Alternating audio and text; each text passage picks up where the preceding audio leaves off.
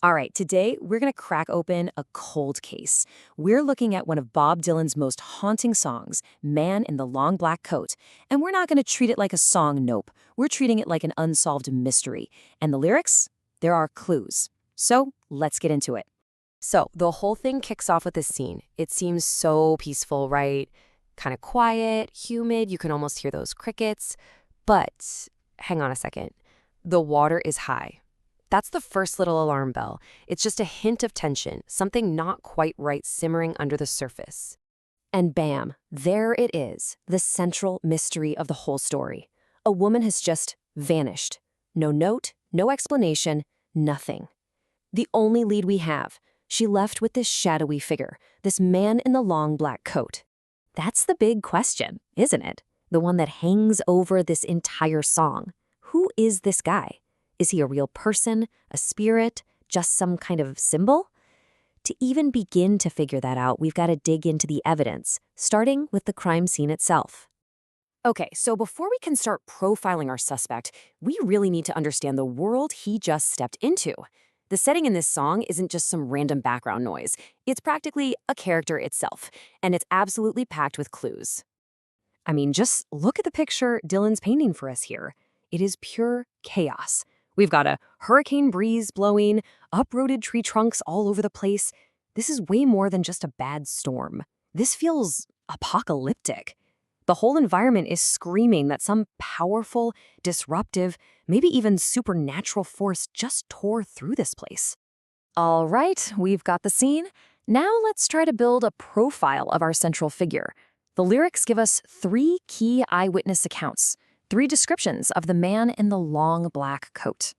So, clue number 1, he's spotted at the dance hall right on the edge of town. Now, the phrase hanging around is so important here. He's not inside dancing with everyone else. He's an outsider. He's watching, waiting for somebody or for something to happen. This next detail is, well, it's just chilling. He had a face like a mask. That tells you there's something hidden, something you can't read. Maybe something not quite human. You know, it's a classic sign of a character you just can't trust. You have no idea what he's thinking, and that makes him incredibly dangerous. And here's where it gets really complicated. He quotes scripture. So your first thought might be, okay, maybe he's a preacher, some kind of holy man. But when you put that together with the mask-like face, it suddenly feels much more sinister. It sounds like he's using the Bible as a tool, maybe to manipulate or deceive. Now we get to it might just be the most important piece of evidence in this entire mystery. And it's not even about the man in the coat.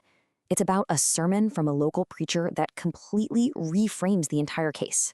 So the preacher gets up and delivers this really bleak message. He says you can't trust your own conscience. He says it's corrupt, it's self-serving, and it's depraved. It's a tough pill to swallow. And as Dylan says, it sticks in the throat. And right there, that's the turning point. Think about it. If you suddenly believe that your own moral compass is broken, what do? Well, the song answers that immediately. She gave her heart to the man in the long black coat. This flips everything on its head. Maybe her leaving wasn't an abduction at all. Maybe it was a conscious choice, a radical decision made in a world where you can't even trust yourself. So, with all the evidence on the table, the chaotic landscape, the mysterious profile, this huge philosophical question, 2 main theories start to take shape. Let's round up the usual suspects. On one side, you've got the tempter, a classic devil figure. He quotes the Bible to confuse people, he wears a mask to hide his true intentions, and he lures the woman away. Makes sense. But on the other side, you have the reaper, death himself. The long black coat is the classic uniform, right? And the way she vanishes so suddenly and completely, it sure feels like death. The wild thing is, both theories fit the clues perfectly. But, you know, like any truly great mystery, this one doesn't just hand you an easy answer. The real power of the song is in that ambiguity, and that seems to be something Dylan himself has been wrestling with for years. I mean, how much has he wrestled with it? Get this, he has performed this song live 286 times. 286. That tells you something, doesn't it? This isn't just another song in the set list. It's an obsession. It's an unsolved case he feels the need to reopen again and again. Yep, right from its release way back in 1989 on the classic album Oh Mercy, and all through those decades of live shows, the case of the man in the long black coat has stayed wide open, haunting listeners for over 20 years of his career. And just when you think you've settled on a verdict, the narrator, our only real witness, throws one last, confusing thought into the mix.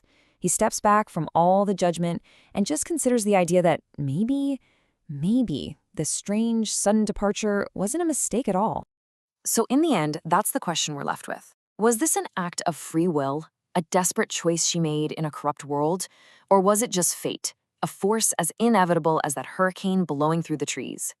The song never tells us, the case file remains open, and the final verdict? Well, that's up to you.